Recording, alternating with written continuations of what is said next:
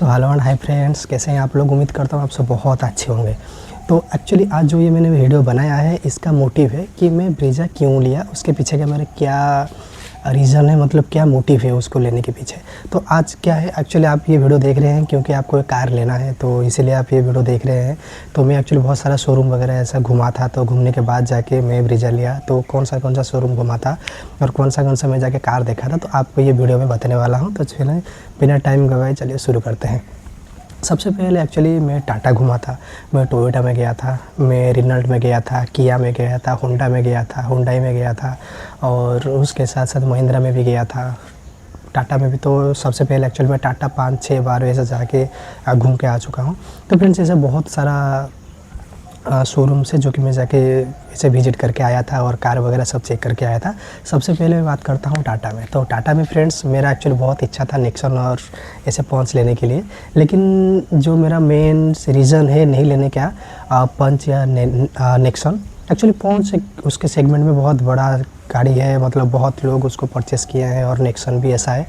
लेकिन फ्रेंड्स ऐसा है कि मेरे जो दोस्त लोग लिए हैं उनका सर्विस जो रहता है बाद में, जो नेक्स्ट सर्विस रहता है वो सर्विस का थोड़ा इशू रहता है करके उन लोगों ने बोले हैं। एक्चुअली मैं इतना फेस नहीं किया है, लेकिन जितने सारे लोगों का मैं रिव्यू वैसे देखा उनका थोड़ा प्रॉब्लम रहता है वो लेके, और रीसेल वैल्यू भी इतना अच्छा नहीं रहता है।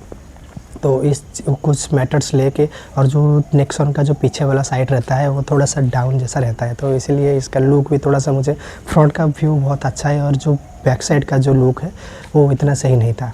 और जो पंच है वो थोड़ा कॉम्पैक्ट गाड़ी है। तो नेक्स्ट में फिर जाके घुमा था टोयोटा में जाके टेजर वगैरह देखा था, और ग्लांजा तो एक्चुअली वो तो एसयूवी में नहीं आया। तो मेरा तो जो रिक्वायरमेंट है वो थोड़ा एसयूवी था, मतलब एसयूवी का रिक्वायरमेंट था जिसका ग्राउंड क्लियरेंस थोड़ा अच्छा हो, तो इसीलिए उसका मेरे को नहीं मिला। और जो मेरा बजट था वो 10 के आसपास था, मतलब 10 से 11 के बीच में वो मेरे को लेना था, तो इसीलिए मेरा जो बजट है वो बजट उतना में ही आया।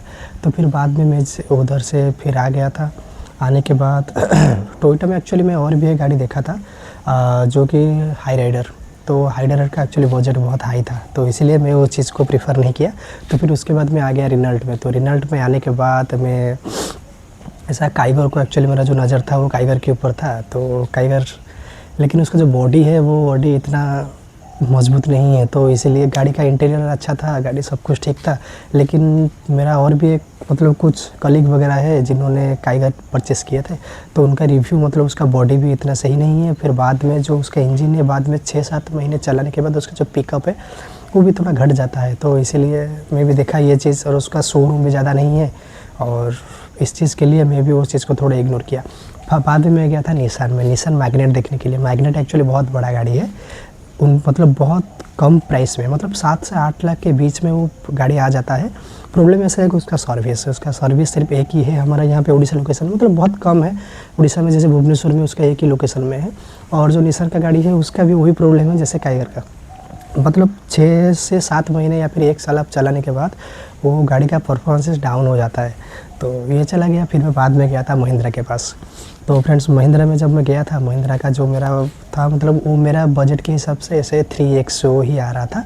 लेकिन फ्रेंड्स ऐसा है कि 3XO का जो इंटीरियर है वो पूरा वाइट है, तो इसीलिए मेरे को वाइट इंटीरियर नहीं चाहिए था, क्योंकि मेरा जो प्रोफेशन से वो मैं जहाँ पे जाता हूँ काम करने के लिए, उसके लिए मेरा जो इंटीरियर वाइट इंटीरियर मेरे लिए सही नहीं था। तो इसीलिए, क्योंकि उसका सारे के सारे सेगमेंट वो वाइट इंटीरियर ही है, तो इसीलिए मैं वो चीज़ को थोड़ा सा प्रीफर नहीं किया। और जो ब्लैक इंटीरियर है वो ब्लैक कार के साथ आता है, तो ब्लैक कार मेरे को नहीं चाहिए था। ब्लैक कार मेरे को क्यों नहीं चाहिए था, मैं आपको बाद में वो चीज़ एक वीडियो करके बताऊंगा, ब्लैक कार मैंने क्यों प्रीफर नहीं किया करके। होने के बाद मैं फिर होंडा गया था। तो होंडा का जो एलिवेट है, होंडा एलिवेट मेरे को एक्चुअली मेरा बजट से ज़्यादा जा रहा था, तो मेरा बजट 10 के नीचे ही था, तो इसलिए होंडा एलिवेट अच्छा गाड़ी है, कोई प्रॉब्लम नहीं है ऐसा सेगमेंट में। फिर आमाजे, होंडा का जो आमाजे है वो एक्चुअली थोड़ा उसका ग्राउंड क्लियरेंस बहुत कम था, तो इसलिए वो चीज़ को भी मैंने थोड़ा प्रीफर नहीं किया। फिर बाद में मैंने आया था हुंडई का जो क्रेटा, वो भी मैंने देखने के लिए गया था, क्रेटा और वेन्यू भी देखने के लिए गया था। लेकिन क्रेटा का जो बजट है वो तो आपको पता है, वो 15, 16, 17, 18, 19, 20 तक वो आ जाता है। फिर वेन्यू उसके सेगमेंट में अच्छा गाड़ी है, कोई प्रॉब्लम नहीं है एक्चुअली। लेकिन एक चीज़ है कि वेन्यू का जो रीसेल वैल्यू है वो इतना सही नहीं है, मतलब मारुति सुजुकी के कंपैरिजन में। एक्चुअली वेन्यू गाड़ी भी अच्छा गाड़ी है, ऐसा कोई प्रॉब्लम नहीं है वेन्यू गाड़ी में, लेकिन उसका जो अगर किसी हुंडई का कैसा है, अगर कोई कंपोनेंट मतलब जैसे आपका मिरर हो गया, कोई छोटा मोटा अगर कंपोनेंट आपका टूट जाता है तो क्या होता है प्रॉब्लम उसमें कि आपका जो प्राइस रहता है वो बहुत ही कॉस्टली रहता है। तो इसीलिए मैं वो चीज़ को भी प्रेफर नहीं किया। तो फिर मैं बाद में आ गया था मारुति सुजुकी में।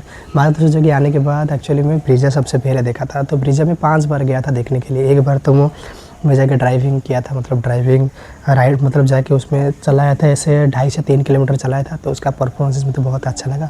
और आपको ही पता है कि मारुति सुजुकी जिसका जो रीसेल वैल्यू रहता है वो बहुत ही अच्छा रहता है। तो मैं एक्चुअली जो पेट्रोल का सेगमेंट है वो पेट्रोल ही लिया था, उसमें जाके मैं चूज़ किया था।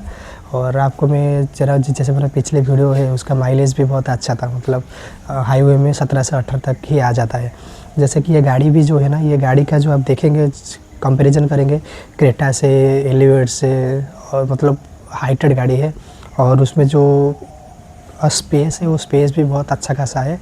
और 4 सिलेंडर का इंजन है और आपको रीसेल वैल्यू बहुत अच्छा मिलेगा उसमें। और एक स्प्लेंडर सिल्वर वाला कलर में लिया था जिसको लुक भी बहुत अच्छा था उसमें। मैं चलाने के बाद उसका जो पावर है वो पावर आपको मतलब एक रोड प्रेजेंस रहता है ना, वो आपको किंग जैसा एक ड्राइविंग के टाइम पे एक फील देगा। तो मैं जब चलाने के बाद ये चीज़ देखा, बहुत सारा मतलब ऐसे ब्रीजा भी पूरा मतलब 1 नंबर 2 नंबर 3 नंबर में ही रहता है, मतलब रहता है जब सेलिंग के मामले में। तो इसीलिए मैं वो चीज़ को प्रीफर किया था।